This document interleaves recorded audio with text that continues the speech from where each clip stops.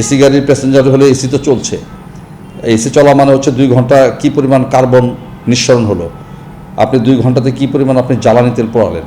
তো যাতায়াত ব্যবস্থা যত উন্নত হবে, যত বেশি মোবিলিটি বাড়বে, অর্থনীতি তত বেশি গতিশীল হবে। এই করিডোরটা তো আসলে খুব বড় না, এটা তো ছোট একটা করিডোর।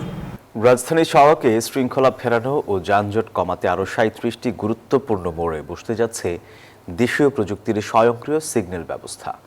বিমানবন্দর থেকে কুড়িল, গুলশান, বনানী এবং আজিমপুর থেকে গাবতলী পর্যন্ত সড়ক এই সিগন্যালের আওতায় আসবে।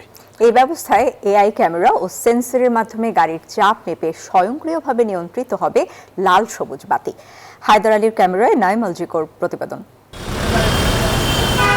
সিগন্যাল মেনে চলাচল করছে গাড়ি। রাজধানীর Jahangir Gate, Farmgate, Bangla Motor, Sheraton মোড় হয়ে কাকরাইল, এমন 13টি মোড়ে সেমি অটোমেটিক ট্রাফিক সিগন্যাল, সাথে এআই প্রযুক্তির নজরদারি এই সাফল্য এনেছে।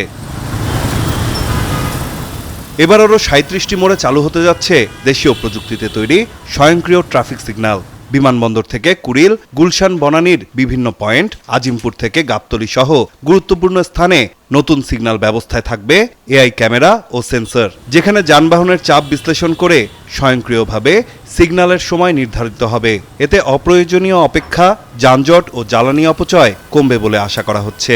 এসি গাড়ির প্যাসেঞ্জার হলে এসি তো চলছে, এসি চলা মানে হচ্ছে 2 ঘন্টা কী পরিমাণ কার্বন নিঃসরণ হলো, আপনি 2 ঘন্টাতে কী পরিমাণ আপনি জ্বালানি তেল পোড়ালেন।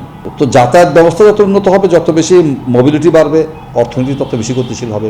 এই করিডোরটা তো আসলে খুব বড় না, এটা তো ছোট একটা করিডোর।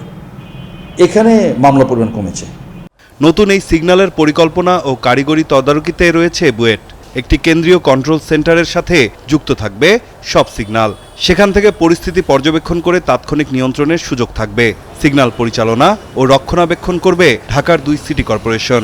বাস রুট ফ্র্যাঞ্চাইজি, একটা কোম্পানির বাস একটা রুটে চলবে।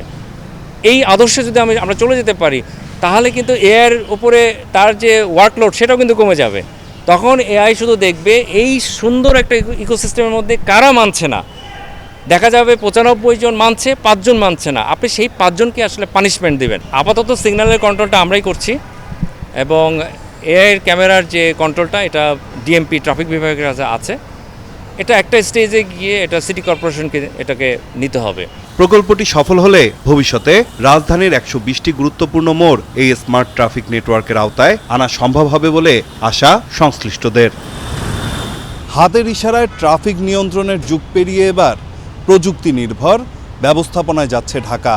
তবে শুধু প্রযুক্তি নয়, চালকদের নিয়ম মেনে চলা এবং কার্যকর তদারকি নির্ধারণ করবে এই পদ্ধতি কতটা সফল।